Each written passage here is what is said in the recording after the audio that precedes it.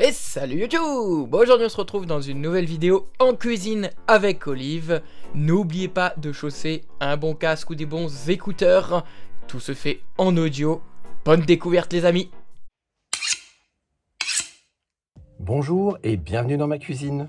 Aujourd'hui, je vais vous expliquer comment préparer la mayonnaise. Alors les fêtes arrivent, vous allez sans doute manger des fruits de mer ou vous appréciez, comme moi, un simple œuf mayonnaise.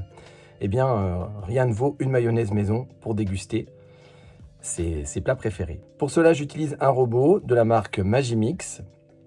J'ai un grand bol qui me sert parfois lorsque je fais des carottes râpées, par exemple. Et à l'intérieur de ce grand bol, je suis venu placer un plus petit bol avec un petit couteau qui va tourner en fait à l'intérieur du robot et qui va créer l'émulsion. Alors pour la liste des ingrédients, de la moutarde, du sel, du poivre, un œuf, de l'huile. Et si vous appréciez, vous pouvez également mettre des épices, ça c'est au choix. Première chose à faire, une cuillerée à soupe de moutarde.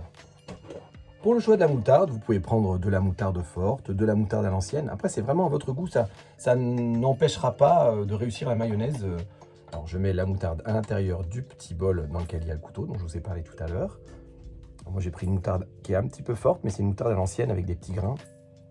J'aime bien en fait parce que du coup, la mayonnaise, elle va avoir un petit peu de mâche comme ça, je trouve ça sympa. Du sel, bon, moi je mets du gros sel. Je n'en mets pas trop, comme ça je rectifierai l'assaisonnement une fois que j'aurai terminé de monter ma mayonnaise. Du poivre. Voilà, c'est la même chose, hein. Je vais en mettre un peu et puis en fonction, j'en rajouterai peut-être un petit peu à la fin si je trouve que c'est pas suffisamment épicé. Bon, vous me connaissez, hein, si vous êtes habitué à écouter les recettes, vous vous doutez que je vais y mettre un petit peu de piment d'Espelette. Eh oui, bien sûr. Alors moi en épices aujourd'hui, j'ai choisi paprika fumé, ce qui fait que je vais avoir une mayonnaise qui sera légèrement fumée. C'est très sympa pour accompagner par exemple du saumon fumé ou même des œufs cuits mollets par exemple, c'est super. Maintenant je vais casser un œuf, alors moi je le mets entier, hein. Au robot ça passe très bien. Si vous décidez plutôt de la faire à la main, dans ces cas-là, mettez plutôt que le jaune, ce sera plus facile pour la faire monter. Alors pour casser l'œuf, je le redis, hein, vous le cassez à plat sur votre plan de travail, hein, pas sur le bord du bol, vous risquez de mettre de la coquille à l'intérieur du bol sinon. Alors je referme mon robot. Alors l'huile, on la met par toute petite dose, par filet en fait. C'est-à-dire que vous ne mettez pas d'huile dans la mayonnaise avant de commencer à faire tourner votre robot. D'accord? Donc vous allez voir, on va se servir de nos oreilles. Écoutez le son que fait le robot lorsque je l'allume.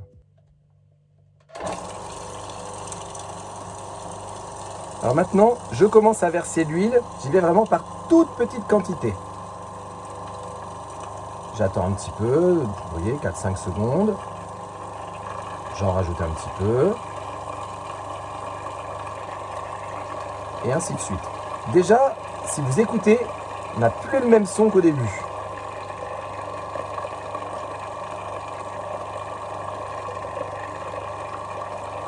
Alors j'ai un autre robot qui est plus petit mais qui est beaucoup plus bruyant. Alors lui il est super pratique parce qu'en fait au son je sais quand j'ai terminé ma mayonnaise puisque le moteur tourne moins vite. Alors celui-ci c'est pas le cas.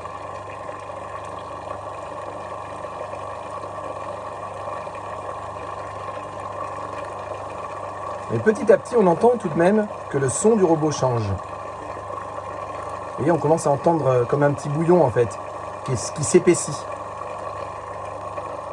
On y est presque là. Là, on n'entend quasiment plus les petites bulles. Comme si elles devenaient lisses en fait. Alors là, c'est pas mal du tout.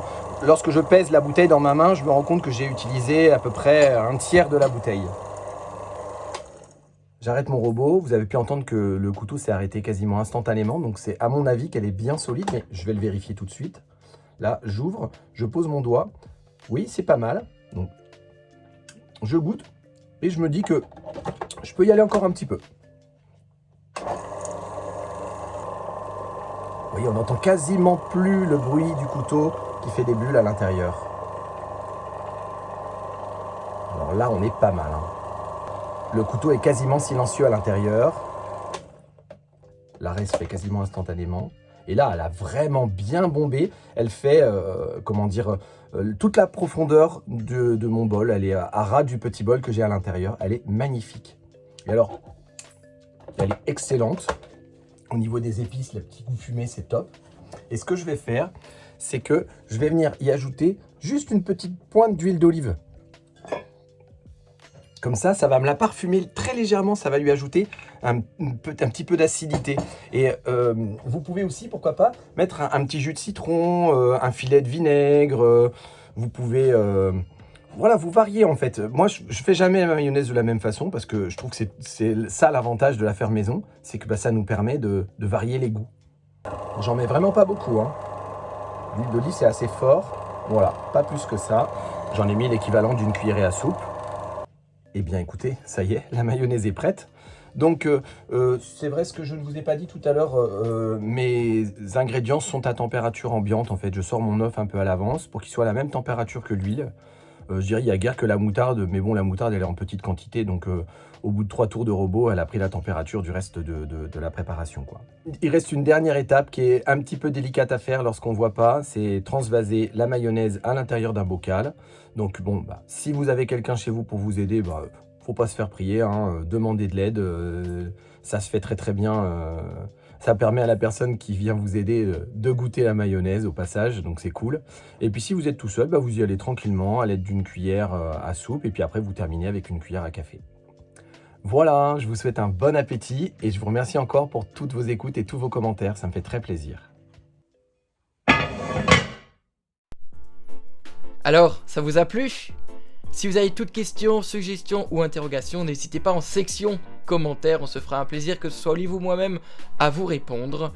N'hésitez pas à vous abonner à la page Facebook et à la chaîne YouTube pour être au courant de toutes les dernières sorties et actualités.